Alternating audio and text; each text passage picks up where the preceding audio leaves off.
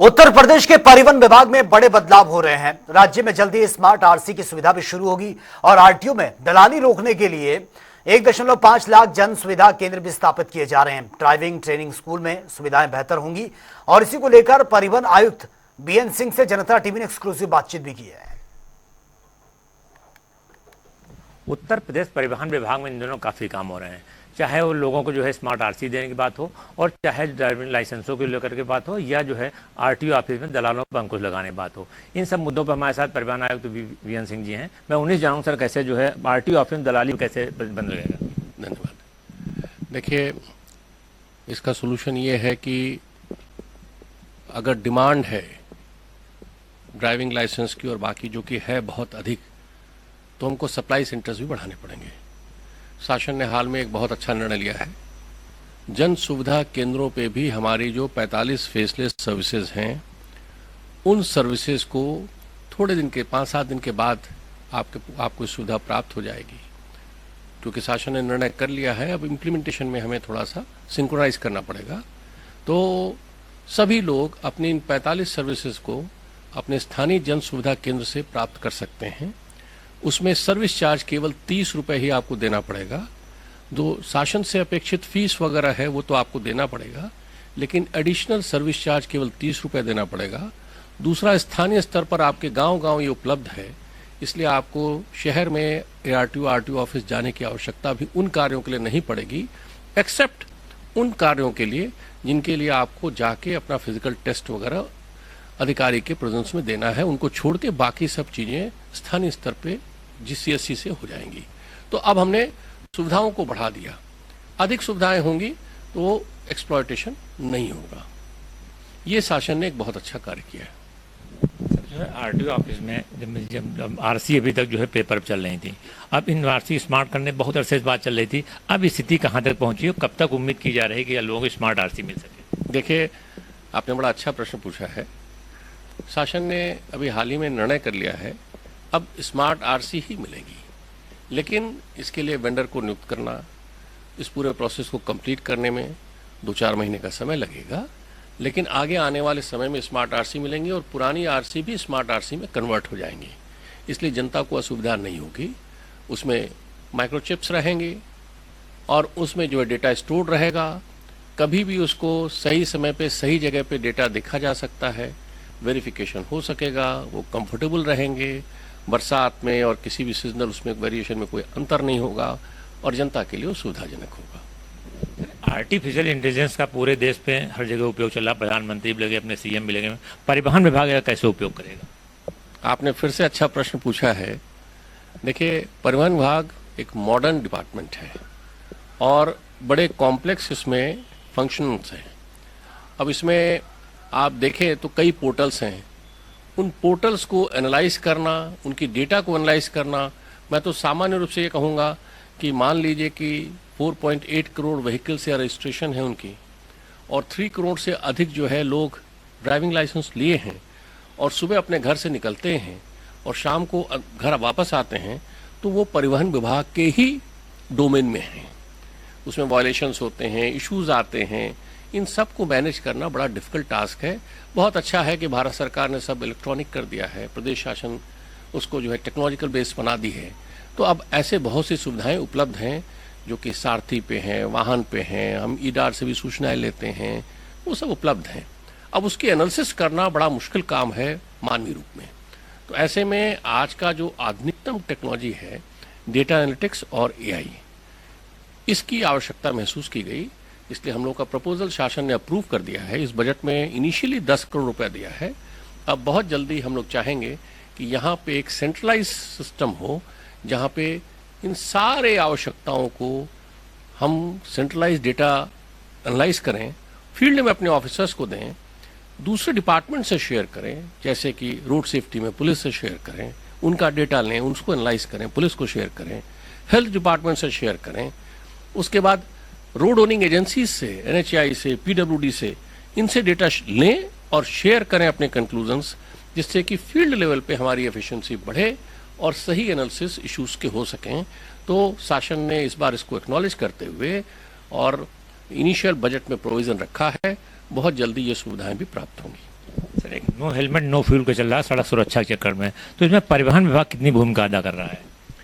ये पॉलिसी ही हम लोगों ने लॉन्च की थी, नो हेलमेट नो पेट्रोल, क्योंकि हमारे ऑनरेबल सीएम साहब ने हम लोग को निर्देश दे रखा है कि 50% घटनाओं में कमी आनी चाहिए और डेथ रेट में कमी आनी चाहिए।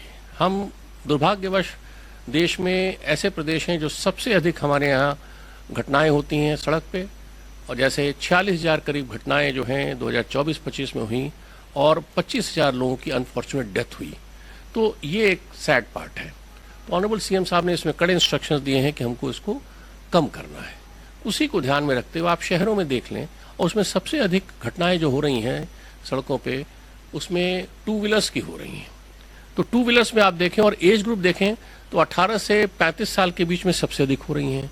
आप लखनऊ का ही उदाहरण देख लें, लोग आगे जा रहे हैं, पत्नी पीछे बैठी हैं, वो हेलमेट नहीं लगाती हैं। आगे बच्चा 4 साल से अधिक का अगर है तो भी हेलमेट नहीं लगाता है। बच्चियां जो हैं हेलमेट नहीं लगा रही हैं। ये क्लियर कट वायलेशन है। तो लीगल वायलेशन तो ही है, लेकिन मैं आप लोगों का ध्यान इसके एथिकल, मॉरल और आपके इंटरेस्ट के पॉइंट ऑफ व्यू से कहूंगा। हेलमेट लगाएंगे तो आपकी सुरक्षा होगी। हेलमेट जो है अगर आप अपने बच्चों को पहनाएं, अपनी पत्नी को पहनाएं, पीछे बच्चियां जो जा रही हैं आगे वो अगर पहने तो उनकी सुरक्षा होगी। तो मेरा सबसे अनुरोध है कि इसको करें। हम लोगों ने इनिशिएट किया और मैं अपने चीफ सेक्रेटरी साहब का धन्यवाद देता हूं कि उन्होंने एक ऑर्डर भी निकाल दिया है कि पूरे प्रदेश में सरकारी और अर्ध सरकारी कार्यालयों में जो लोग हेलमेट लगा के नहीं आएंगे उनकी उस दिन की छुट्टी मानी जाएगी और उनकी तनख्वाह कटेगी। इस बात के लिए इंस्ट्रक्शंस आ गए हैं। भारत सरकार ने भी अपने ऑफिस में इंस्ट्रक्शन देना शुरू किया है और बहुत सी यूनिवर्सिटीज गोरखपुर से लेकर अलीगढ़ तक इन लोगों ने इंस्ट्रक्शंस दिया है। आईटी कानपुर ने दिया है, लखनऊ ने दिया है। ये लोग अब इसको इम्प्लीमेंट कर रहे हैं। हम इसको और तेजी से इन्फोर्स करेंगे और इसमें हम चाहते हैं कि हमें इन्फोर्स करने की आवश्यकता ना पड़े, आप इसको सेल्फ इन्फोर्समेंट करें, जनता स्वयं ही इसको करे। जो भी मोटर बाइक पे जा रहे हैं आप हेलमेट लीजिए, बहुत सस्ता हेलमेट है, लेकिन आप उसको लगा लेंगे। ISI मार्क होना चाहिए, सस्ता हेलमेट है, लेकिन उससे आपकी जान बचेगी। तो कृपा करके आप इसको करें। सर, एक सवाल मेरा आपसे है कि ओवरलोडिंग लेकर के लगातार अभियान में चलते रहते हैं, बड़ी तादाद में चालान भी होते हैं, तो इन पर कार्रवाई प्रभावी क्यों नहीं हो पा रही है? आपने अच्छा प्रश्न पूछा है। हमारे ऑनरेबल सीएम साहब इसको चाहते हैं कि इस पे कड़ाई हो। हम लोगों ने एक स्ट्रेटजी बनाई है। गाड़ियों में जो पॉल्यूशन हो रहा है तो चेक पॉइंट्स बने हैं, वहाँ पे हो रहा है। चालान को हम लॉजिकल एंड तक ले जाना चाहते हैं, इसीलिए हमने STA से, स्टेट ट्रांसपोर्ट अथॉरिटी से भी कहा है, क्योंकि परमिट स्टेट ट्रांसपोर्ट अथॉरिटी और RTA रीजनल स्तर पे देती हैं, इसलिए उनसे कहा है कि अब परमिट के सस्पेंशन और कैंसिलेशन की कार्रवाई भी करें। अभी तक केवल पीनल पार्ट था, लेकिन इस कार्रवाई में लीगल प्रोविजन थे, लिए नहीं जा रहे थे। लेकिन अब जो बड़े वायलेटर्स हैं, आगे आने वाले समय में हम STA से कह भी रहे हैं और हम लोग उनको परसुएट करेंगे कि वो कैंसिलेशन की भी पार कार्रवाई करें। आप देखेंगे इफेक्टिवली होगा। Thank you. लगातार सर विभाग में जो है मतलब वाहनों की संख्या बढ़ रही प्रदेश में और लाइसेंस लेने वालों की संख्या बढ़ती है, लेकिन विभाग में कर्मचारियों को मैं देख रहा हूँ वर्सेस कमी है। इसके लिए विभाग क्या कार्रवाई कर रहे हैं? अब आपने ये भी क्वेश्चन बड़ा रेलेवेंट है।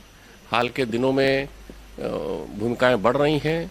इसके साथ साथ हम लोग जो डेवलपमेंट के इश्यूज पे भारत सरकार और प्रदेश शासन जोर दे रही है, जैसे आप स्थानीय स्तर पे ट्रेनिंग सेंटर्स काफ़ी बनेंगे, फिर स्थानीय स्तर पे ATS रहेगा जो गाड़ियों की अपनी फिटनेस को देखेगा, स्थानीय स्तर पे स्क्रैप सेंटर्स रहेंगे।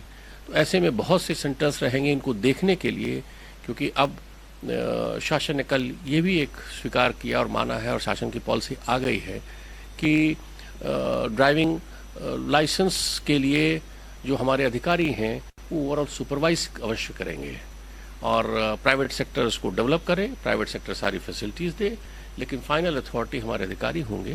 तो इन सब बातों का ध्यान में रखते हुए रोल हमारा बढ़ रहा है।